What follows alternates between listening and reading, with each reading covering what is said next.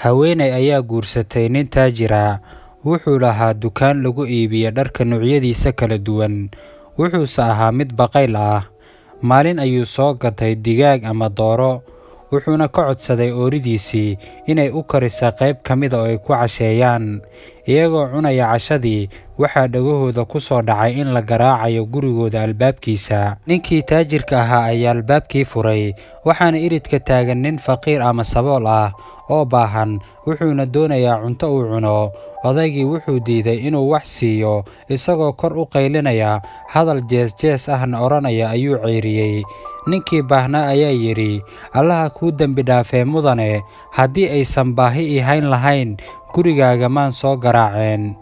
Muusan sugin taajirkii inta uu hadalka dhammaynayo, oo albaabkii ayuu ka horgeeyey, isagoo cadho daranna ay ka muuqato. Wuxuuna u soo laabtay cunnadiisii. Xaaskiisii ayaa tidhi, maxaad albaabka sidaa uga horgeysay ninka waxna weydiisanaya? Odaygii ayaa si cadho leh u yidhi, oo maxaad doonaysa inaan sameeyo? Xaaskii ayaa tidhi, waxaa suuragal ahaan lahayd inaad siiso qayb ka mida digaagga, haba qaata garbaheeda si uu baahidiisa ugu guto. Odaygii ayaa ku jawaabay, ma waxaan siiyaa garab dhammaystiran oo ma waalatay? Xaaskii ayaa tidhi, haddii ay sidaa tahay, waxaa qurxoonaan lahayd inaad hadal qabo oo wanaagsan ku dhahdid. Ayaamo kadib waxaa dhacday in ninkii taajirka ahaa dukaankiisii uu gubtay oo aan waxba ka badbaadin, dharkii oo dhanna ay bas beeleen. Wuxuu ku soo laabtay gurigiisii isagoo caraysan, wuxuuna ku yidhi xaaskiisii, xaqiiqdii waxaa gubtay dukaankaygii, waxbana kama badbaadin, waxaana noqday mid aan waxba haysan.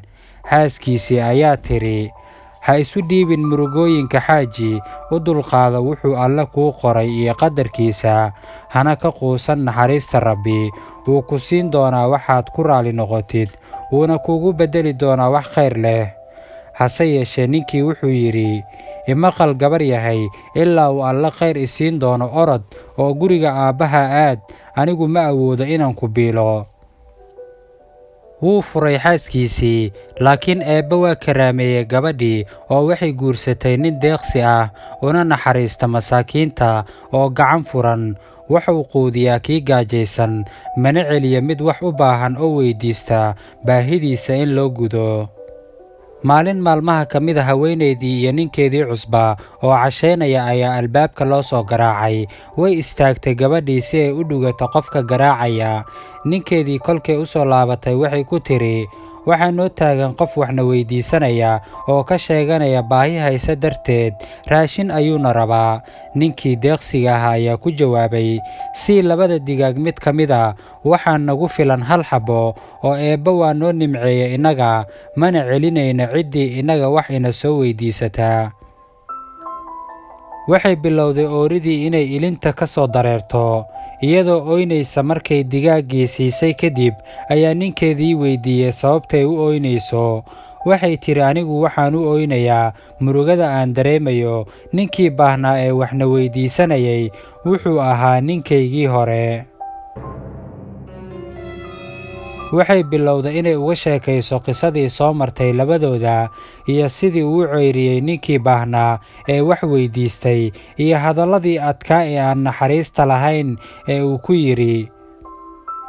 Ninkii deeqsiga ahaa ayaa yidhi, xaaskaygay haddii uu ahaa ninkii albaabka garaacayay sawjkaagii hore, anna waxaan ahaa kii wax idin weydiistay ee hore. Haddaba walaalayaal, adduunyadu waa meerto iyo maalmo isdaba ordaya. Maalinta ay awooddaadu roon tahay, haddii aad ku xasidis tiraahdid qof kale, waxaa imaanaysa maalin ay adiga kugu foorarto oo aad caawinaad u baahan doontid. Aragtidaada inoo reeb, maxay dadku ka baran karaan sheekadan? Muuqaalkan asxaabta kale inuu anfaco ayaa laga yaabaaye, hadda inoo sheer gareeya.